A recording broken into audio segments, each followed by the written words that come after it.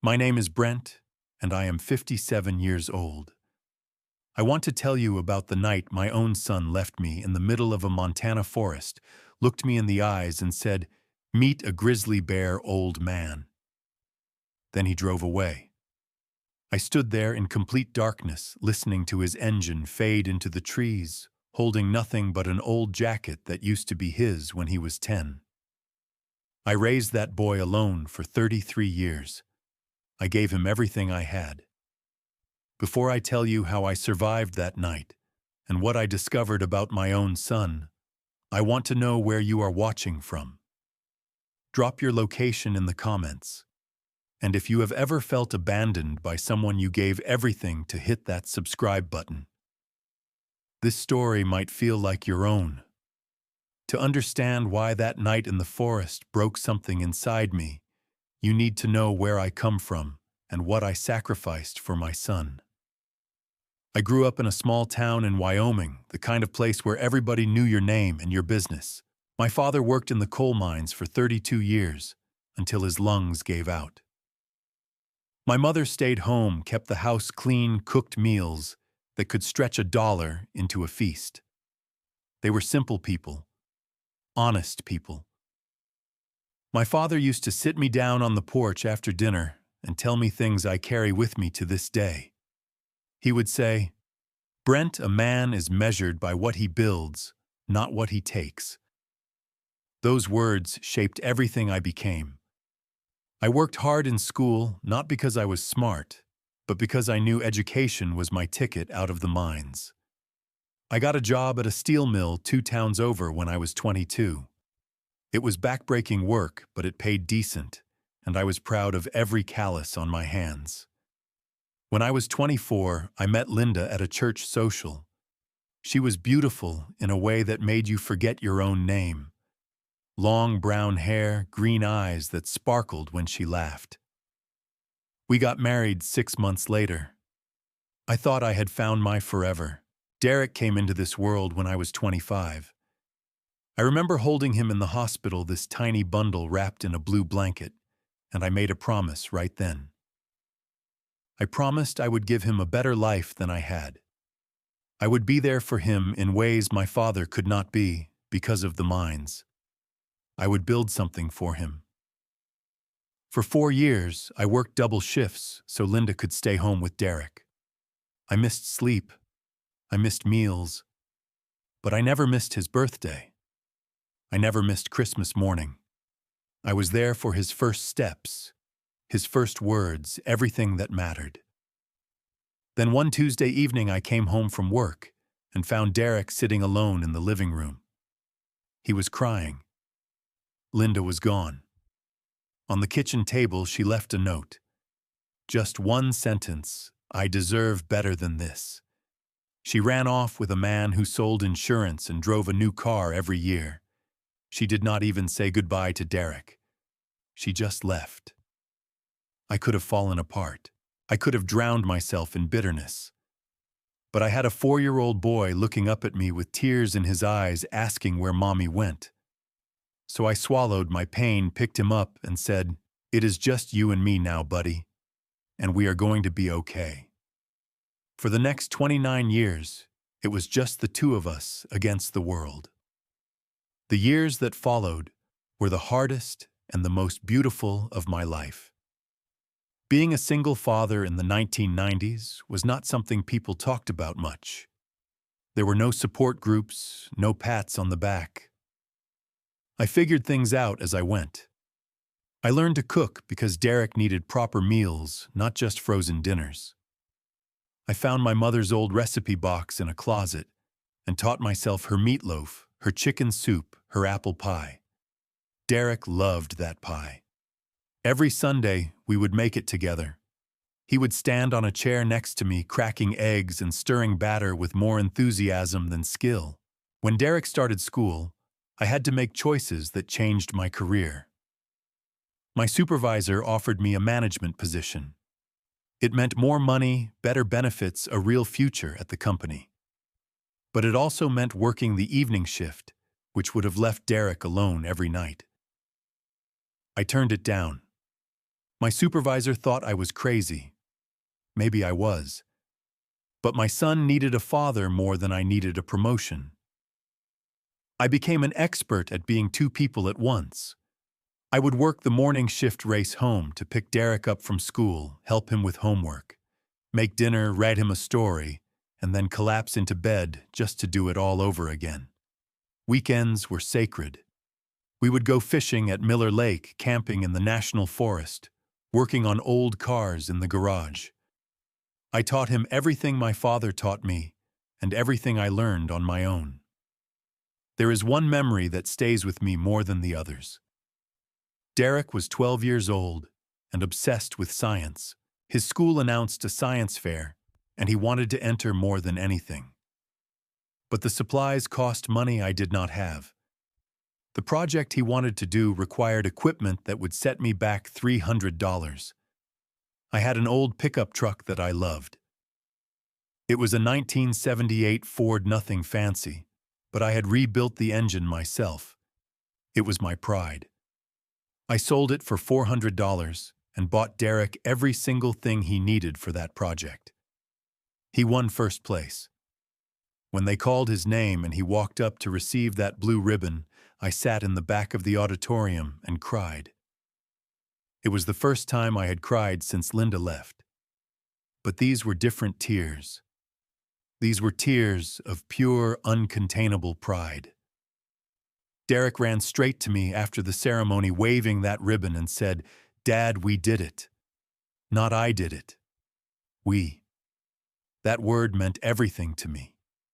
As Derek grew into a teenager and then a young man, I kept sacrificing without a second thought. That is what fathers do, or at least what I believed fathers do. When Derek got accepted to a good university on the other side of the state, I was overjoyed. But the tuition was more than I could afford on my salary. So I made a decision that seemed obvious at the time. I sold the house. It was just a small 3-bedroom place, nothing special to anyone else. But it was the home where I had raised Derek. It was the kitchen where we made apple pies. It was the garage where we rebuilt that motorcycle he crashed when he was 17. It was 20 years of memories packed into every room. I sold it and moved into a 1-bedroom apartment on the rough side of town. The money went straight to Derek's education. He never knew I slept on a mattress on the floor for 2 years because I could not afford a bed frame. He never knew I ate beans and rice for dinner most nights, so I could send him extra money for textbooks. When Derek graduated with honors, I sat in the audience again, this time in the back row, because I could not afford nice enough clothes to sit closer. But I clapped louder than anyone. My son had made it. After graduation, Derek came to me with a dream. He wanted to start a technology company. He had ideas, ambition, and the education to back it up. What he did not have was money. I went to the bank and took out a loan for $200,000. I put up everything I had as collateral, including the small retirement fund I had been building for 20 years. The bank officer asked me if I was sure. I told him I had never been more sure of anything in my life. Derek hugged me that day and said words I will never forget. He said, "Dad, when I make it, you will never have to work another day in your life. I promise." I believed him. A father always does. 5 years passed, and Derek's company took off beyond anything either of us could have imagined. He developed some kind of software that big corporations needed. I never fully understood what it did, but I understood the results. His company was valued at millions of dollars. He was featured in business magazines. He moved to Seattle, bought a penthouse apartment, drove cars that cost more than I had earned in a decade. I was proud of him. So incredibly proud. I would cut out those magazine articles and show them to my coworkers at the warehouse where I now worked as a night security guard. My knees had given out from years of factory work, and no one wanted to hire a man in his 50s for physical labor. So I walked the floors of a storage facility from 10 at night until 6 in the morning, making barely enough to cover rent.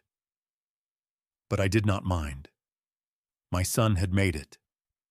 That was enough. At least, that is what I told myself. The first sign that something had changed came gradually, like a slow leak you do not notice until the whole basement is flooded. Derek used to call me every Sunday without fail. Then the calls became every other week, then once a month, then only when I called first.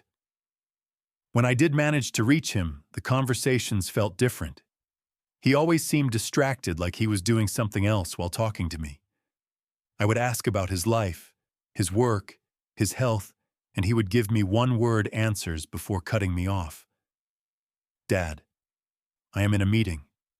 I will call you back." He never called back. Not once. I made excuses for him. He was busy building an empire. He had responsibilities I could not understand. Success came with pressures I had never experienced. I convinced myself that once things settled down, he would be my Derek again. Then came his 33rd birthday. I decided to surprise him with a visit. I saved up for 3 months to afford the bus ticket to Seattle and a cheap motel room. I spent an entire day baking his favorite apple pie, using my mother's recipe, carefully packing it in a box so it would survive the trip. When I arrived at his penthouse, a woman I had never seen before opened the door. She was tall, blonde, wearing clothes that probably cost more than my monthly rent. Her name was Kristen, and she was Derek's girlfriend. She looked at the pie box in my hands with an expression I recognized immediately. It was the same look the rich kids used to give me when I showed up to school in patched jeans. It was disgust, dressed up as politeness.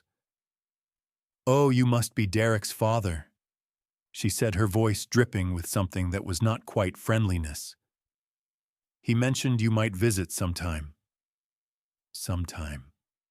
Like I was a distant relative he barely remembered. Derek came to the door and gave me a hug that felt more like a formality than an embrace. He introduced me to his friends, all of them in expensive suits and dresses, all of them looking at me like I was an exhibit in a museum of poverty. At one point, one of Derek's business partners, a man with slicked back hair and a watch that probably cost more than my car, asked Derek about me. "So your father is a security guard?" Derek did not say anything. He just looked away, took a sip of his champagne, and let the silence answer for him. I pretended I did not hear. I pretended my heart did not shatter into 1,000 pieces. I ate a small piece of the pie I had made, thanked everyone for having me, and left early. On the bus ride home, I stared out the window at the darkness and tried to figure out when I had lost my son. Was it the money? Was it the new friends? Was it Kristen? Or had I done something wrong without realizing it? 3 months later, Derek called me. My heart jumped when I saw his name on my phone. Finally, I thought. He was reaching out, but Derek did not ask how I was doing. He did not ask about my health or my life. He got straight to the point. "Dad, I have been thinking. You are getting older, and that apartment you live in it is not safe. I found a really nice facility, a retirement community with nurses and activities. It would be good for you." I sat there in stunned silence. My own son wanted to put me in a nursing home. "Derek, I am 57 years old. I am not dying. I can take care of myself." "Dad, be reasonable. You are alone, you work a night job that is bad for your health, and honestly, I worry about you. This is for your own good. For my own good." The words felt like a slap. I said, "No, Derek. I appreciate your concern, but I am fine where I am." There was a long pause on the other end of the line. When Derek spoke again, his voice had changed. The fake concern was gone, replaced by something colder. "Fine. Do what you want. You always do." He hung up without saying goodbye. That night, I sat alone in my small apartment, looking at a photograph of Derek when he was 8 years old. In the picture, he was missing his 2 front teeth and grinning at the camera like he had just discovered the secret to happiness. I held that photo for hours, asking the same question over and over. When did I lose my son? 2 months after that phone call, something unexpected happened. Derek showed up at my door. I almost did not recognize him at first. He was wearing casual clothes instead of his usual business attire, and his face carried an expression I had not seen in years. It looked like regret. "Dad," he said, "I have been thinking a lot about us lately, about how distant we have become. It is my fault. I got so caught up in the business and the success that I forgot what really matters." He was holding flowers. My son was holding flowers for me. "I want to make it up to you," he continued. "Remember when we used to go camping? Just the 2 of us out in nature, away from everything. Let us do that again. Montana like the old days. Father and son reconnecting." I stood there in my doorway, completely overwhelmed. This was everything I had been hoping for. My son coming back to me. My son wanting to repair what had been broken. "Derek, I do not know what to say." "Say yes, Dad. Please, let me be a better son." How could I refuse? This was my boy asking for a second chance. I would have walked through fire for a second chance. I spent the next week preparing for the trip with more excitement than I had felt in years.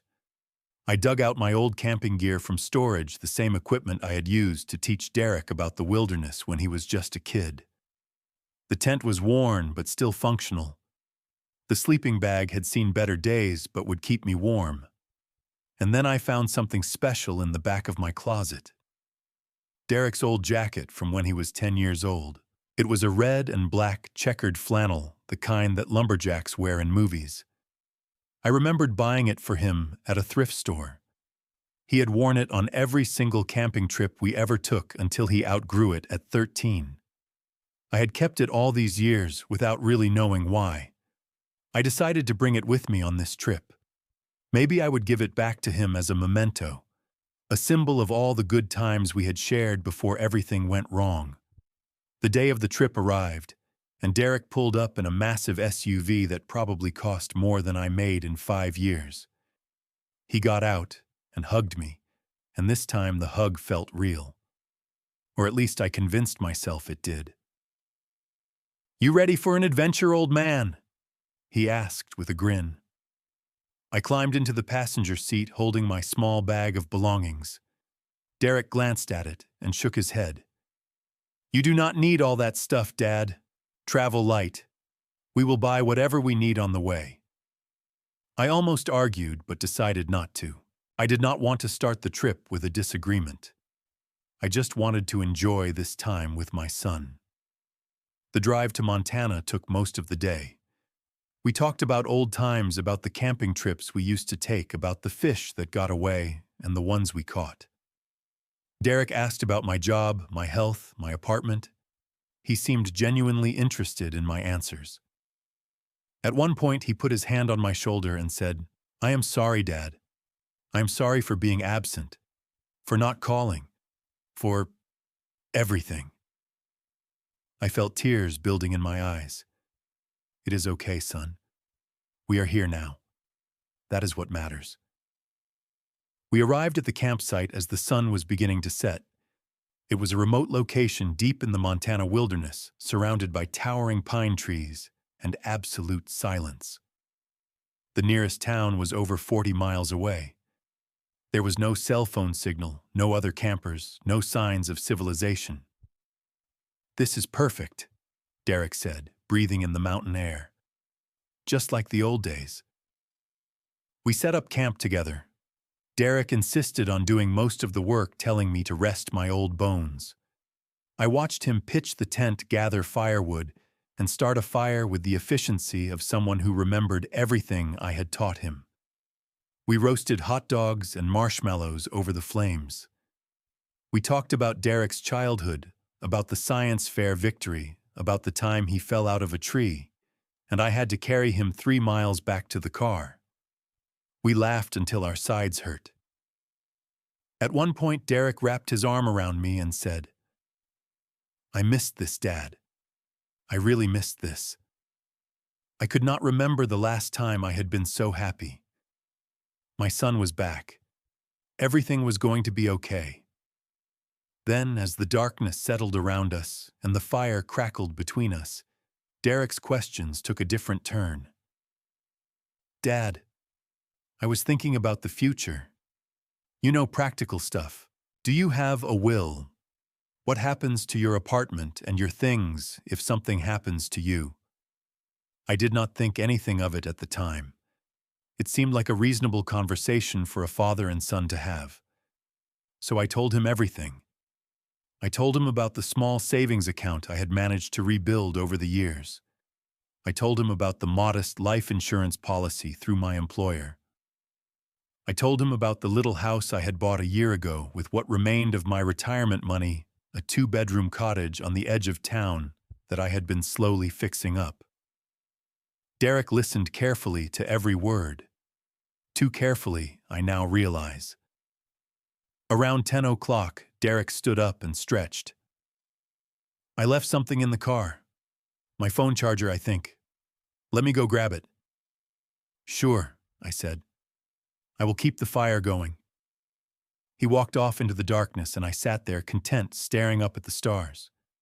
Minutes passed. 5 minutes? 10 minutes? 15 minutes? I started to feel uneasy. How long does it take to grab something from a car? I stood up and walked toward where we had parked. The path was dark, but my eyes had adjusted enough to navigate between the trees. When I reached the clearing where the SUV had been, my heart stopped. The clearing was empty. I spun around, looking in every direction, thinking I had somehow gotten confused. But no, this was the right place. The tire tracks were still visible in the dirt. The SUV was gone. And then I heard it. An engine far in the distance, growing fainter by the second. I ran toward the sound, stumbling over roots and rocks, reaching the main trail just in time to see taillights disappearing around a bend. "Derek!" I shouted. "Derek, wait!" The lights vanished. The engine sound faded until only silence remained. And then, carried on the night wind, I heard his voice one last time. "Meet a grizzly bear, old man." I stood there in complete darkness, surrounded by forest with no phone, no supplies, no shelter. Derek had taken everything except what was in my pockets, a wallet with a few dollars, a small box of matches, and the old flannel jacket that used to be his. My son had left me to die. The first few minutes after Derek's taillights disappeared, I could not move. My body was frozen in place while my mind tried to process what had just happened. This had to be a mistake. Maybe Derek was playing some kind of cruel joke. Maybe he would come back around the bend any second now, laughing at how scared I looked. But the seconds stretched into minutes, and the minutes stretched into what felt like hours, and no headlights appeared. No engine sounds broke the silence. There was only the wind in the trees and the distant hoot of an owl.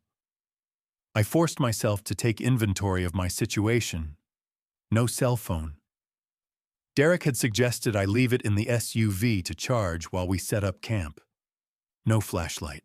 It was in my bag, which was still at the campsite, which Derek had dismantled and loaded into the SUV before driving away. No food, no water, no tent, no sleeping bag. What I had was a wallet containing $37 and an expired library card, a small box of matches with maybe a dozen matches left, and Derek's old flannel jacket clutched in my hands. The temperature was dropping fast. I estimated it was around 35 degrees and falling. Without shelter, without fire, I would be in serious trouble by morning. Hypothermia does not care about your feelings. It just takes. I closed my eyes and forced myself to breathe. Panic was the enemy. In all those camping trips with Derek, all those lessons I had taught him about wilderness survival, the first rule was always the same: stay calm, think clearly, make a plan. I could not walk out of here in the dark. The nearest town was over 40 miles away, and stumbling through unfamiliar forest at night was a good way to break a leg or walk off a cliff. My best option was to find shelter, build a fire, and wait for daylight. I found a massive pine tree with low-hanging branches that created a natural alcove. The ground beneath was covered with a thick layer of dry needles. I gathered as many fallen branches as I could find by feel alone, piling them against the trunk to create a windbreak. Then I cleared a small space and used my precious matches to start a fire. It took 3 matches before the flame caught. I fed it carefully, nursing it with small twigs until it was strong enough to accept larger branches. The light pushed back the darkness just enough for me to see a few feet in every direction. The warmth seeped into my frozen fingers and face. I sat there wrapped in Derek's old jacket, watching the flames and listening to the forest sounds around me. Somewhere in the distance, a branch cracked. Something was moving out there. Maybe a deer. Maybe something else. I threw another branch on the fire and watched the sparks rise into the night sky. The physical danger was real, but it was not what kept me awake. What tortured me through those long, dark hours was the question that kept repeating in my mind like a broken record. Why would my son do this to me? What had I done to deserve this?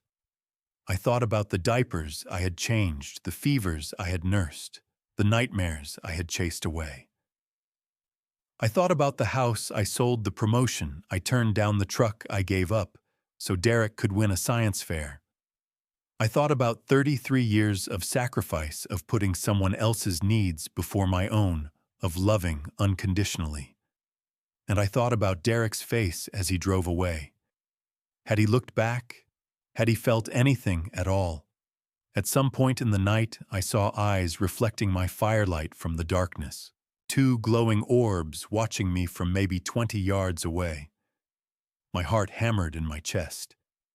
I grabbed a burning branch from the fire and waved it in the direction of the eyes, shouting nonsense words, just to make noise. The eyes blinked once and then disappeared. I did not sleep. I could not sleep. Every sound made me jump. Every shadow seemed to move. But more than the fear of predators, I was fighting an internal battle. Part of me wanted to give up. Part of me thought maybe this was what I deserved. Maybe I had failed as a father somehow. Maybe Derek's cruelty was my fault. That voice in my head was seductive. It would be so easy to just lie down and let the cold take me. To stop fighting. To stop hurting. But another voice, quieter but stronger, refused to accept that ending. It was the voice of my father, the miner who worked himself to death for his family. It was the voice of my mother who made miracles happen with almost nothing. It was the voice of every ancestor who had struggled and survived so that I could exist. When the first gray light of dawn filtered through the trees, I was still alive. Every muscle in my body ached. My fingers were numb despite the fire. My throat was dry and scratchy, but I was alive. I stood up on legs that did not want to cooperate and looked at Derek's jacket. For a moment, I considered throwing it into the fire, burning away the memory of the son who had betrayed me. But something stopped me. Instead, I folded it carefully and tucked it under my arm. Then I turned toward the east, where the sun was beginning to rise, and I started walking. I was not walking toward rescue. I was not walking away from death. I was walking toward a new version of myself. The version who would not define himself by his son's cruelty. The version who would survive not for Derek, but for himself. That morning something changed inside me. I stopped asking why my son did this. I started asking what I would do next. By midday, I had covered maybe 5 or 6 miles. It is hard to judge distance when every step feels like a marathon. My feet were blistered, my legs were shaking, and my vision was starting to blur from dehydration. I had found a small stream earlier and drunk deeply, ignoring the risks of untreated water. Giardia seemed like a minor concern compared to dying of thirst. The forest stretched endlessly in every direction. Tall pines, dense underbrush, occasional clearings filled with wildflowers. Under different circumstances, it would have been beautiful. Now it felt like a prison without walls. I was following the sun heading east, hoping to eventually hit a road or a trail or some sign of human presence. But doubt was creeping in. What if I was going in circles? What if the nearest road was 50 miles away? What if I collapsed before anyone found me? My legs gave out beside a different stream than the one I had found earlier. I fell to my knees, cupped water in my hands, and drank until my stomach cramped. Then I lay back against a boulder and closed my eyes. Just for a moment, I told myself. Just to rest. The image that came to me was Derek as a toddler. He was running toward me with his arms outstretched, a huge gummy smile on his face, shouting, "Daddy, Daddy, Daddy," with pure, unfiltered joy. I caught him and swung him around, and his laughter echoed through the years like a song I would never hear again. "I am sorry," I whispered to no one. "I am sorry I could not be enough for you, son. You look like you have seen better days, friend." The voice came from somewhere above me. I opened my eyes and saw a figure silhouetted against the afternoon sky. For a moment I thought I was hallucinating. But the figure moved, stepped closer, and resolved into an old man with a long gray beard and sharp blue eyes. He was wearing worn hunting clothes and carrying a rifle across his back. His face was weathered by decades of sun and wind, creased with lines that spoke of hard living and harder choices. But his expression was kind. "Can you stand?" he asked. I tried. My legs had other ideas. I made it halfway up before collapsing again. The old man set down his rifle and offered me his hand. His grip was surprisingly strong for someone who looked to be in his mid-60s at least. He pulled me to my feet and steadied me with an arm around my shoulders. "Name is Walter," he said. "I have a cabin about a mile from here. Can you make it that far?" I nodded, though I was not sure it was true. "Good man. Let us go." That mile was the longest of my life. Walter half carried me for most of it, pausing whenever I needed to rest, never complaining, never showing any signs of impatience. He pointed out things along the way: a deer track, an edible plant, a hawk circling overhead, as if we were on a casual nature walk instead of a desperate rescue mission. The cabin appeared suddenly emerging from the trees, like something out of a storybook. It was small and simple, built from logs and stone with a tin roof and a front porch that sagged slightly to the left. Smoke was rising from a chimney, and the smell of wood fire filled the air. Walter helped me inside and lowered me onto a worn but comfortable couch near a potbelly stove. The heat wrapped around me like an embrace. I had not realized how cold I was until I started shaking uncontrollably. Walter moved around the cabin with practiced efficiency. He brought me water, then soup, then a wool blanket that smelled like pine and campfire. He did not ask questions while I ate. He just sat across from me in an old rocking chair, watching and waiting. When I had finished the soup and stopped shaking, Walter finally spoke. "You want to tell me how you ended up half dead in my forest?" I looked at this stranger who had saved my life, and something broke open inside me. I told him everything. The 33 years of sacrifice, the changing phone calls, the nursing home suggestion, the camping trip invitation, the moment those taillights disappeared, the words that still echoed in my ears, "Meet a grizzly bear old man." Walter listened without interrupting. His face gave nothing away. When I finished, silence hung between us like a physical presence. "That is quite a story," he finally said. "I wish it was just a story." Walter stood and walked to the window, looking out at the forest. When he spoke again, his voice was softer, touched by something that sounded like old pain. "I understand betrayal better than most. I was in Vietnam. 2 tours. Saw things no man should see. Did things I still cannot talk about. When I came back, I was not the same person who left. I had PTSD before anyone called it that. Nightmares, rage, drinking to forget." He turned back to face me. "My wife Sarah, she tried. Lord knows she tried. But there is only so much one person can take. She left after 3 years, took our 2 boys with her. Tommy was 7, Michael was 5. I have not seen them since." "I am sorry," I said and meant it. Walter shrugged, a gesture of acceptance rather than dismissal. "I do not blame her. I was a ghost wearing a man's body. She did what she had to do to protect our sons. I came out here to get away from everything. From people, from memories, from myself. Been living in this cabin for 20 years now. You never tried to contact your sons?" "A few times. Never got a response. After a while, I stopped trying. Figured they were better off without me." He paused. "But I never stopped loving them.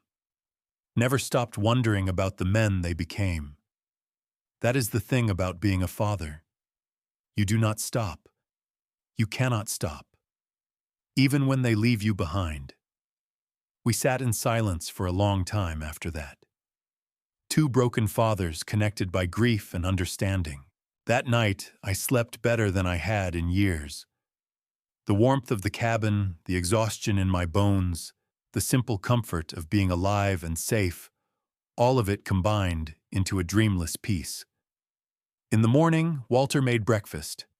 Eggs from chickens he kept behind the cabin. Bread he baked himself, coffee strong enough to strip paint. We ate together at a small table by the window, watching the sun rise over the mountains. "What are you going to do now?" Walter asked. I had been thinking about that question all morning. Part of me wanted to stay here in this cabin, hidden from the world, licking my wounds forever. But I knew that was not the answer. "I am going back," I said. "Not for revenge, but for myself. I need to face what happened. I need to understand it. And I need to make sure Derek does not hurt anyone else the way he hurt me." Walter nodded slowly. "That takes courage. More than most people have. Or maybe I am just too stubborn to let him win." Walter smiled for the first time since I had met him. Stubbornness and courage are often the same thing. After breakfast, Walter took me to his old pickup truck, a rusted Chevy that looked like it had survived several wars. He drove me 40 miles to the nearest town, a small place called Pine Ridge, with a population of about 2,000 and a single main street. Before I got out of the truck, Walter handed me a piece of paper with his address on it. "You ever need anything," he said, "you know where to find me." I hugged him. This stranger who had saved my life, who had shared his own pain to help me carry mine. I hugged him like a brother. "Thank you for saving my life," I said. Walter laughed, a rusty sound, like he did not use it often. "Thank yourself. You survived the night. I just made the coffee." I watched him drive away, and then I turned toward the town. I had work to do.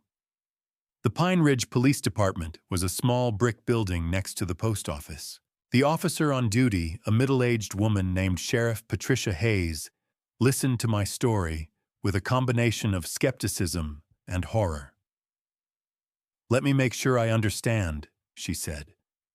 "Your son drove you to a remote camping location, abandoned you in the middle of the night, and told you to meet a grizzly bear." "That is correct." She wrote something in her notebook.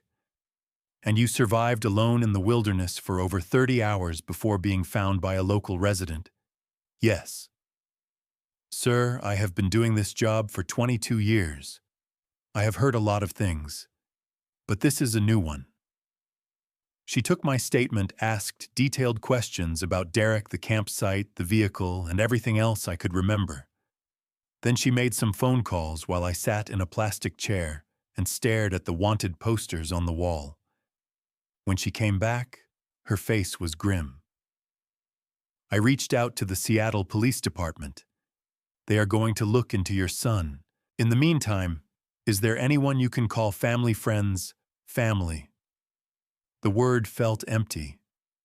Derek was my only family, had been my only family since my parents passed. But then I thought of Harold. Harold Jennings had been my best friend since high school. We had drifted apart over the years, the way people do when life takes them in different directions, but we still exchanged Christmas cards and the occasional phone call. Harold had become a lawyer, a good one, before retiring a few years back. I borrowed the sheriff's phone and called him. "Brent, my God, it has been years. How are you?" "Harold, I need your help." I told him everything, just as I had told Walter, just as I had told the sheriff. When I finished, there was a long silence on the line. "That son of yours," Harold said slowly, "is going to jail. But first I am going to make sure he loses everything he stole from you. I am coming to Montana. Do not talk to anyone else until I get there." Harold arrived the next day in a rented car looking exactly like I remembered him, except grayer and with reading glasses perched on his nose. He hugged me like he was trying to squeeze the pain out of my body. Over the next week, Harold and I worked together to unravel what Derek had done. Harold had connections everywhere, and he used every single one of them. What we discovered made me physically sick.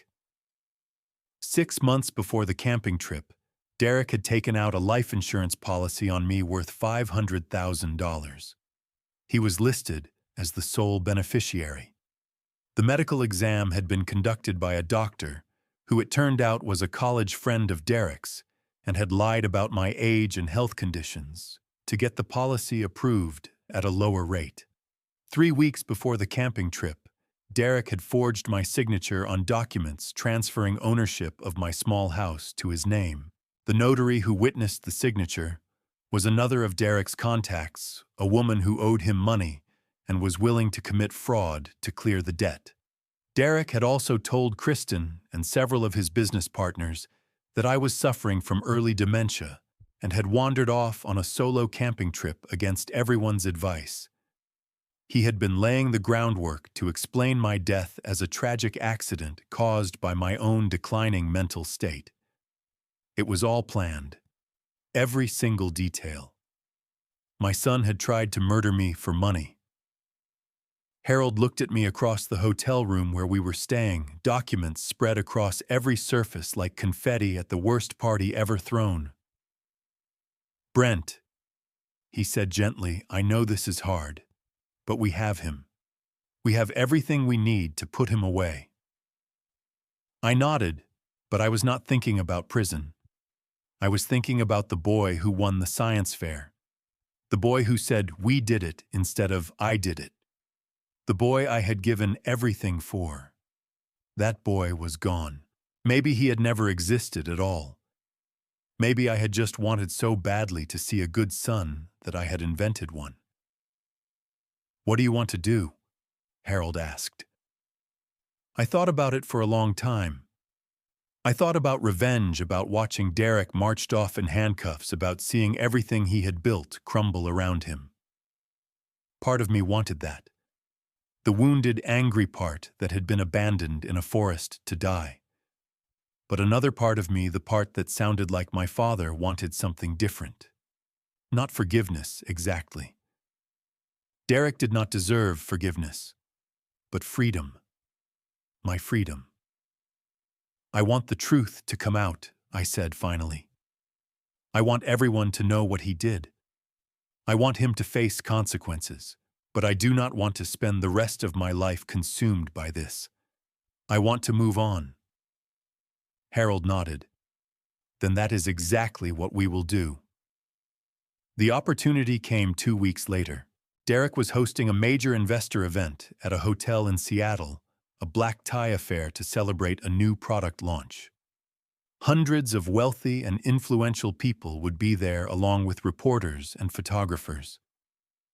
Harold and I worked with the police and a prosecutor named Diana Chen, who was eager to take down a wealthy white-collar criminal to coordinate our approach.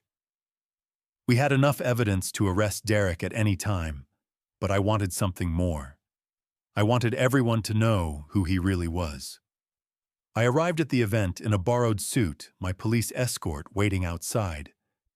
Security tried to stop me at the door, but I had been added to the guest list by one of Harold's contacts.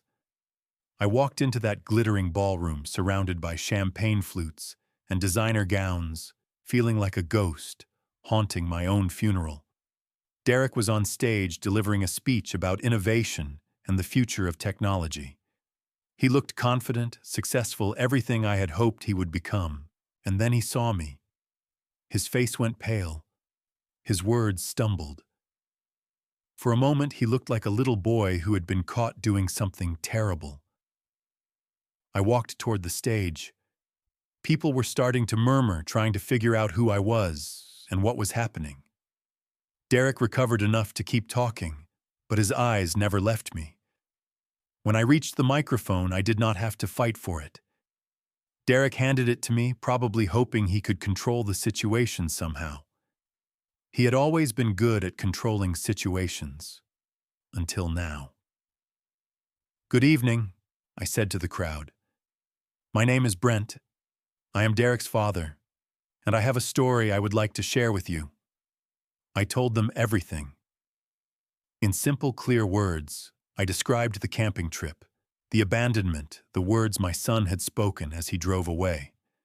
I described the life insurance policy, the forged documents, the elaborate plan to kill me and make it look like an accident. The room was silent. No one moved. No one breathed. "I did not come here tonight for revenge," I said. "I came here for the truth. I raised this man. I sacrificed everything for him. I loved him more than I have ever loved anything in my life, and he tried to murder me for money." I turned to Derek, who was standing frozen beside me, his face a mask of shock and calculation. "I taught you better than this," I said quietly, though the microphone picked up every word. "But you chose to become this. That is not my failure, it is yours." I handed the microphone to a stunned event coordinator and walked out of the ballroom. Behind me, I heard the explosion of noise as reporters rushed toward Derek, as investors demanded explanations, as the whole carefully constructed facade came crashing down. The police were waiting outside to arrest Derek on charges of attempted murder insurance fraud and forgery. I watched them put him in handcuffs, but I did not stay to see him driven away. I had already seen enough of my son to last a lifetime. I did not attend the trial.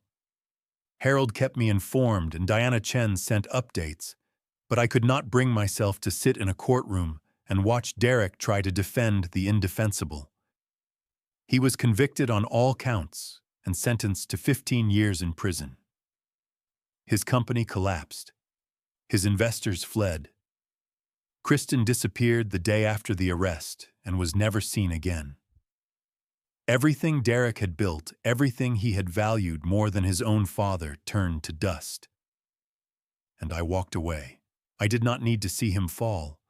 I only needed to stand up for myself. And I did. The months after Derek's conviction were strange. I had expected to feel something powerful, either triumph or grief or closure. Instead, I felt hollow, like someone had scooped out my insides and left the shell behind. I went through the motions of daily life. I sold my small house and the few possessions I had accumulated. There was no reason to stay in a place that held nothing but memories of a son who had tried to kill me. With the money from the sale and the recovered insurance funds that Harold had clawed back from Derek's estate, I had enough to start over. But where and how I spent a lot of time sitting in parks watching families. Fathers playing catch with their sons. Mothers pushing strollers. Grandparents spoiling grandchildren with ice cream.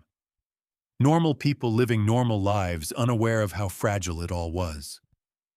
I replayed every moment of Derek's childhood in my head, searching for signs I had missed. Had there always been something wrong with him? Had the cruelty been there from the beginning, hidden beneath the smiles and the hugs? Or had I somehow created the monster that tried to kill me? I could not find answers. Maybe there were none to find. What I did find slowly and painfully was acceptance. Not acceptance of what Derek had done. That would never happen. But acceptance of my own role in the story. I had been a good father. Not perfect, but good. I had loved my son fiercely and completely, and he had made his own choices that had nothing to do with me. I started driving north with no particular destination in mind. The rental car ate up miles of highway, while I listened to country music and thought about nothing. Somewhere around the Montana border, I realized where I was going. Walter's cabin looked exactly the same as when I had left it. Smoke rising from the chimney, the sagging porch, the rusted truck parked beside a vegetable garden. Walter came out when he heard my car pull up. He looked at me for a long moment, then smiled. "Took you long enough," he said. I stayed with Walter for 3 weeks. We fished. We hiked. We sat on his porch watching the sunset and drinking terrible coffee that tasted like heaven. He taught me how to track deer, how to identify edible plants, how to survive in the wilderness without any modern conveniences.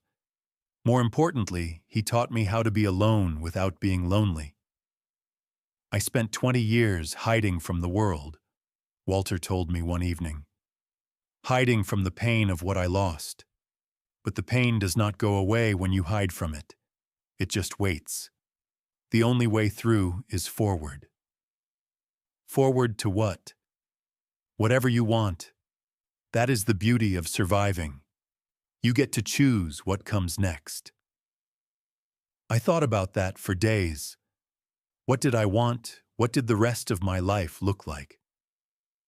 The answer came to me while I was standing in a stream, fly fishing for trout, surrounded by mountains and silence and clean, cold air.